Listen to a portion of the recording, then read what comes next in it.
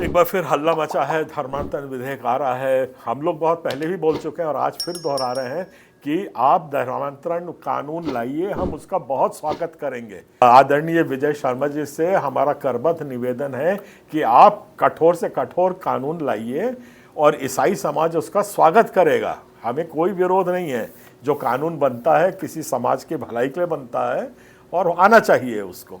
और हमारे ऊपर जो झूठे आरोप लगना है कम से कम वो तो बंद हो जाएंगे और जो दोषी सही में है वो पकड़े जाएंगे, अंदर जाएंगे। इसमें हमें कोई किस्म की आपत्ति नहीं है।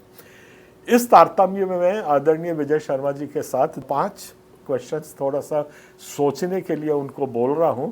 चंगाई सभा में एक लाभार्थी पक्ष भी रहता है, जिसको कुछ फायदा पहुंचता, आप उसकी चंगाई क्यों रोकना चाह रहे हैं?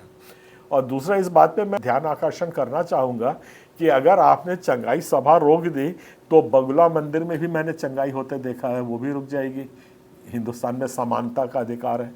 हमने देखा है कि बैगा लोग भी कई जगह ठीक कर लेते हैं, तो वो बैगा लोगों का भी चंगाई देना बंद हो जाएगा। और ऐसे मज़ारों पे भी हमने देखा है, कई मंदिरों में यज्ञ में हमने देखा है कि वहाँ कुछ लोगों को चंगाई मिलते तो हमने देखा है। तो ये सबको एक कोने से आप बंद करेंगे और किसी एक को आप बंद कर दें, बाकी को चालू रखें, ये तो फिर सुप्रीम कोर्ट जाके वापस आने वाली बात हो गई।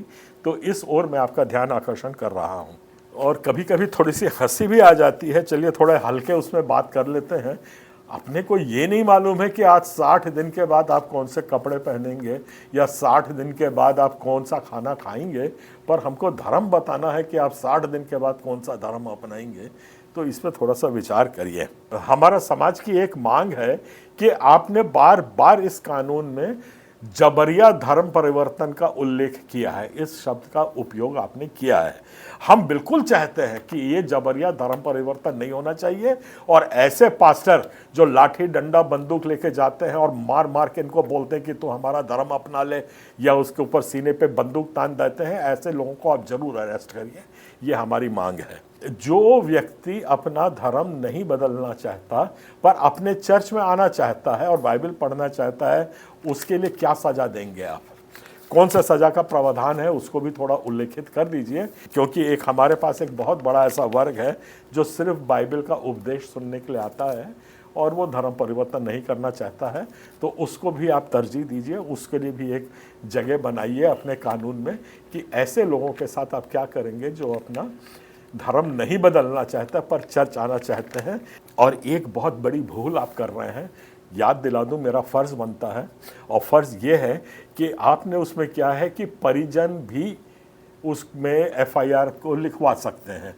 मैं पूछना चाहता हूं, एक व्यक्ति अगर वयस्क हो गया, 18 साल की उम्र हो गई, तब भी वो अपने परिवार वालों के अनुशासन में चलेगा, उसको आज़ादी नहीं है।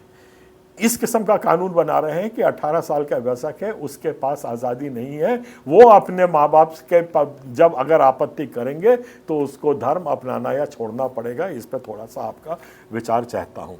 और पुलिस के आंकड़े आपने कुछ यहाँ पे दिखाए हैं जो कि बहुत ही गंभीर हैं, इतने गंभीर हैं कि आज पूरा छत्तीसगढ़ उन आंकड़ों को लेकर के हिल रहा है।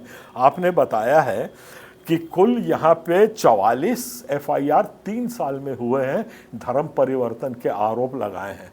इसका मतलब मैं थोड़ा आंकड़े और आपको समझा दूं, ये इसका मतलब होता है 4,54,545 लोगों को कोई आपत्ति नहीं है, किसी का धर्मांतरण का आरोप लगा हुआ है। मात्र 5 लोगों को आपत्ति है, जिसके कारण आप ये नया कानून लेकर के आ रहे हैं। पुलिस ने वहां पर भी लिखाया है कि 116 शिकायत उनको प्राप्त हुई हैं 3 साल में।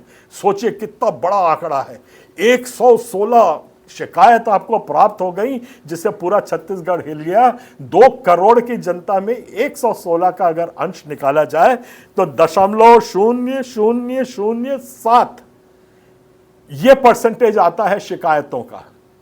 आप वहां दिमाग लगाइए जहां हमारा लॉ एंड ऑर्डर जो बिगड़ रहा है, जिस किस्म की गुंडागर्दी हो रही है, जिस किस्म से हर एक समाज का, ये मेरे ही समाज का नहीं है, आज कोई भी समाज सुरक्षित नहीं है। आदिवासी समाज के सारे हक अधिकार छीने जा रहे हैं। गोंड समाज आपसे उद्वेलित परेशान है, बाकी समाज ही परेशान है। उनमें थोड़ा शांति लाइए, सौहार्द का जीवन लगाइए, उनको अपना प्रेम मोहब्बत बांटना सिखाइए और संविधान के तहत ही ये काम करिए। पुलिस को तो मैं नमन करता हूं, धन्यवाद देता हूं कि उनने सच्चाई के आंकड़े यहाँ पे पेश किए हैं कि 3 साल में 44 FIR हमारी हुई हैं, और ये भी उनने बोला है कि मात्र 116 शिकायत उनको धर्म परिवर्तन की मिली है। तो इस पे आप विचार करिए, हमारे लायक जो सहयोग हुआ, जिस किस्म का आप कहेंगे, हम पूरा समाज हमारा तैयार है। आप बिल्कुल धर्मांतरण का विधेयक लाइए, हम उसका स्वागत करते हैं। सबको जय जोहार, जय छत्तीसगढ़।